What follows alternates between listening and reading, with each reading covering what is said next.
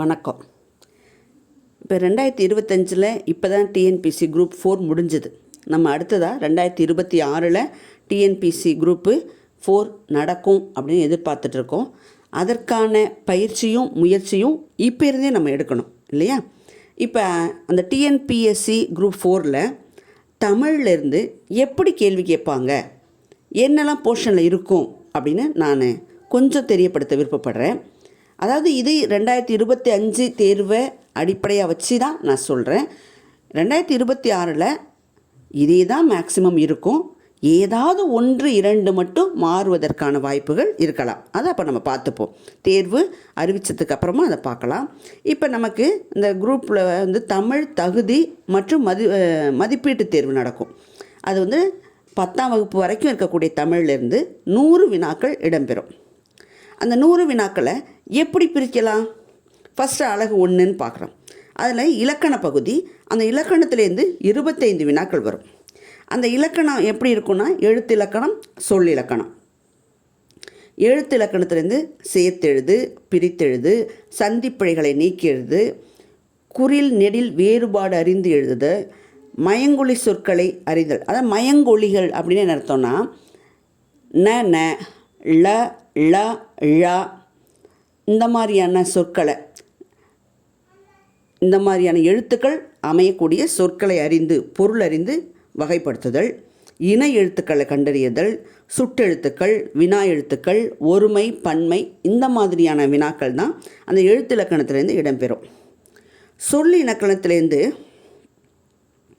வேர்ச்சொல், வினைமுற்று, வினையெச்சம், வினையாளனின் பெயர், பெயரெச்சம், அயற்சொல், எதிர்ச்சொல், வினைச்சொல், எழுத்துப்பிழை, ஒற்றுப்பிழை, இந்த வேறுபாடு சொற்களினுடைய பொருள் வேறுபாடு அறிதல், இந்த மாதிரியான சொற்கள்லாம் இடம்பெறும்.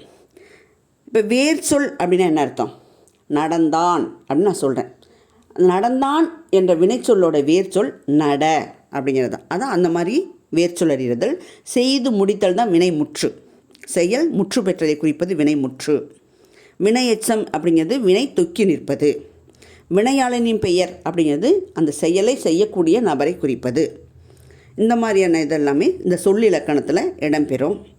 இது ரெண்டையும் சேர்த்து தான் 25 வினாக்கள் இடம்பெறும்.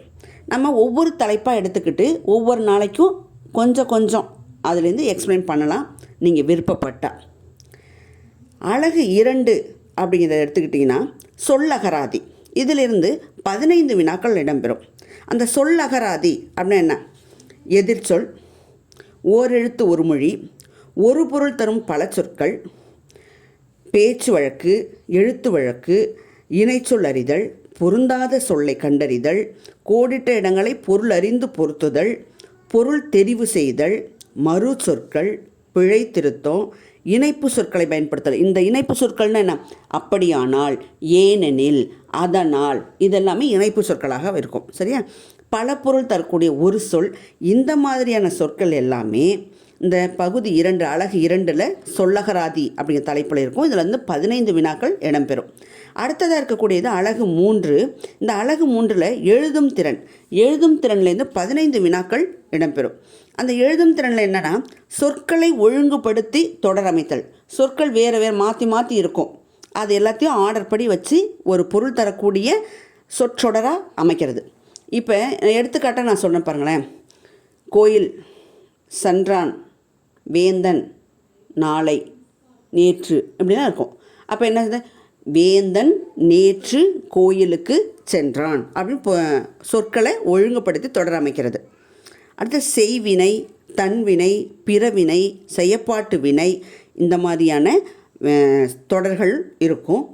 ஒருமை பன்மை பிழை அறிதல். ஒருமை பன்மைனா என்ன? ஒன்றை குறிப்பது ஒருமை, பல ப்ளூரல் ஃபார்ம் தான் பன்மை நம்ம சொல்கிறோம் இல்லையா? அந்த மாதிரியான பிழைகளை அறிந்து நீக்குதல், இது எல்லாமே எழுதும் திறனில் வரும். அதுலேயே இந்த எழுதும் திறன்லேயே மரபு தமிழ், அது திணை மரபு. திணைனா உயர்திணை, அக்ரிணை. பால் மரபு, ஆண் பால், பெண் பால், ஒன்றன் பால், பலர்பால், அந்த மாதிரி அந்த மரபு சொற்கள் அறிகிறது. காலத்தில் இறந்த காலம், நிகழ்காலம், எதிர்காலம், அதை அந்த மாதிரி அமைஞ்சிருது. இளமை பெயர் சொற்கள். இப்போ ஆட்டு, குட்டி, பசு, கன்று அப்படி தானே சொல்லுவோம். அதெல்லாம் இளமை பெயர் மரபு சொற்கள். அது வினை மரபு. பானை வனைதல், பால் பருகுதல், இந்த மாதிரி வர்றது எல்லாமே வினை மரபு சொற்கள். அடுத்தது ஒரு தொடரில் நிறுத்தற்குறியர்களை எங்கே பயன்படுத்தணும், எப்படி பயன்படுத்தணும், அந்த மாதிரியெல்லாம் அமையும். அடுத்ததாக நான்காவது அலகு 4ல் என்ன இடம்பெறும்னா கலைச்சொற்கள். இந்த கலைச்சொற்கள்லேருந்து 10 வினாக்கள் இடம்பெறும். இந்த கலைச்சொற்கள் என்னென்னா, இந்த அறிவியலில் என்ன, தமிழ்லையும் நம்ம சாதாரண பேச்சு வழக்கு எழுத்து வழக்கு இருக்குது, அந்த எழுத்து வழக்குக்கு பயன்படுத்தக்கூடிய சொற்கள் என்ன, அறிவியல் இருக்கக்கூடிய கலைச்சொற்கள் என்ன, அரசு அலுவலகங்களில் பயன்படுத்தக்கூடிய கலைச்சொற்கள் என்ன, அடுத்தது இப்போ வானியல் துறை, மருத்துவத்துறை, இந்த மாதிரி ஒவ்வொரு தொழில்துறையிலையும் குறிப்பிட்ட சொற்களை பயன்படுத்துகிறாங்க. அதையெல்லாம் தெரிஞ்சிருக்கணும். அதுதான் கலைச்சொற்கள். அடுத்தது அலகு 5ல் வாசித்து புரிந்து கொள்ளுதல். இந்த வாசித்து புரிந்து கொள்ளுதல்லேருந்து 15 வினாக்கள் கொடுப்பாங்க.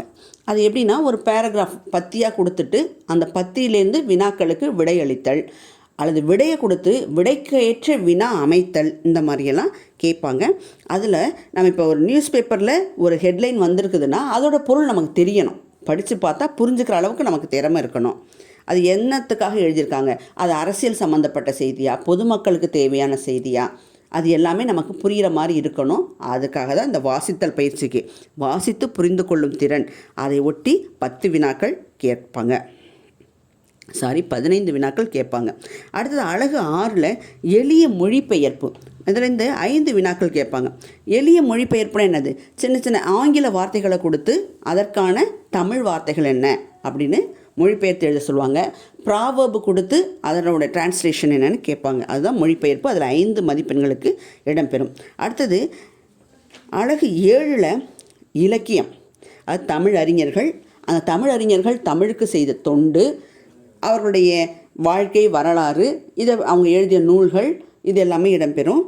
அதில் திருக்குறளும் இடம்பெறும். திருக்குறள்லேருந்து 20 அதிகாரங்கள் மட்டும்தான் இடம்பெறும். அது என்னென்ன அதிகாரம் நான் சொல்கிறேன்.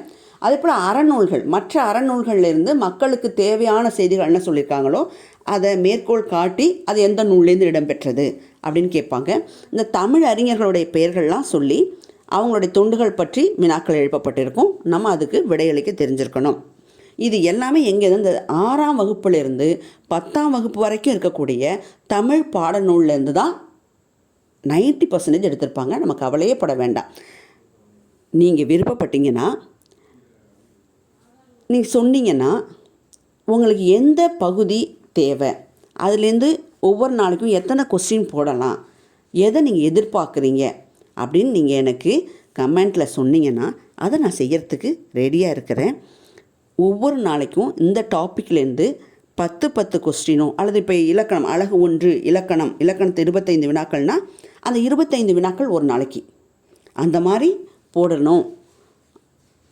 மற்றவர்களுக்கு பயனுள்ளதாக இருக்கணும் அப்படின்னு நான் நினைக்கிறேன். படித்தது என்னோட மட்டும் போகக்கூடாது, யாருக்காவது நான் செய்கிறது மூலமாக பயனாக இருக்கும் அப்படின்னு நான் எதிர்பார்க்குறேன்.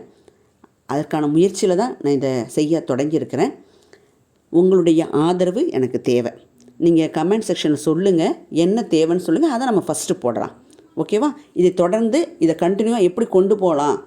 நம்ம அன்னைக்கு மட்டும் படித்து போய் உடனே தேர்வு எழுத முடியாது.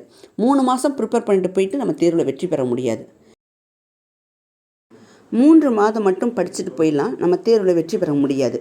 குறைந்தபட்சமாக 1 வருட காலம் நம்மளை தேர்வுக்கு தயார் பண்ணிக்கணும். அதுக்கு நம்ம ரெடியாக இருந்தால் தான் தேர்வில் வெற்றி பெற முடியும். நீங்கள் அனைவரும் தேர்வில் தேர்ச்சி பெற்று அரசு பணியில் அமர வாழ்த்துகிறேன். நன்றி.